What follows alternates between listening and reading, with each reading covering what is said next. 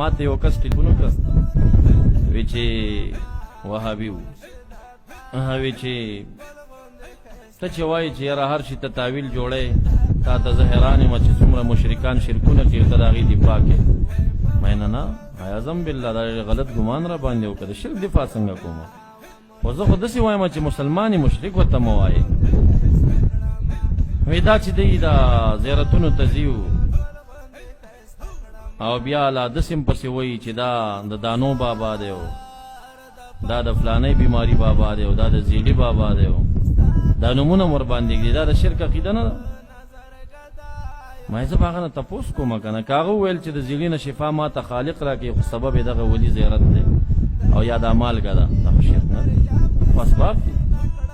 او دغه شانتی کوي چې خالق ما ته شفا راکړي خو دغه ولي ته چې لاړ شمه دا نښه کېږي نه نوي دا نوم کې خودل پې شرک نه دي ما نوم خو به تام پیښي بیا به تم مشرک یې وې څنګه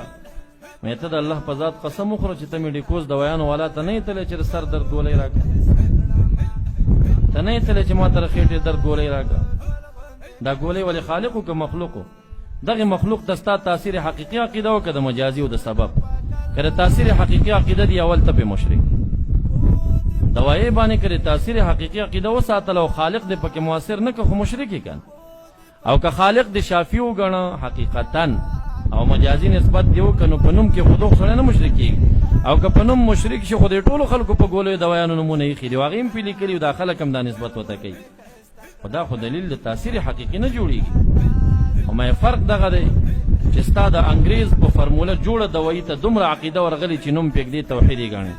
او که زه د الله رب الجلال په ولي باندې د یو بیمارۍ شفا هلته ډېره کېږي نوم ږدمه دې ته شرک وایي نو ستا په نزد د خالق ولي د انګریز جوړې کړې دوایي اندازه کې اهمیت هم نه لري دا مالګې څه کوي دا دا کوي نو مالګه خو حدیث مبارک کې راځي چې مالګه کې داویه او د بیماریو شفا سره یې زیارت کې مږده د یو ګیر خریلي دکاندار نه یې راواخله د حدیث مبارک په مضمون داویه او بیماریو شفا پکې ده نو چې لا بیا مالګه د یو ولی سر ته پرته وي او د ورځې په زرګونو کرت فاتحه دلته لوستل کېږي دا نزول د رحمت د قرآن سره خو مسله اتفاقي ده سکینت راځي نو هغه چې نازلېږي په دغې مالګه مورېږي د رحمت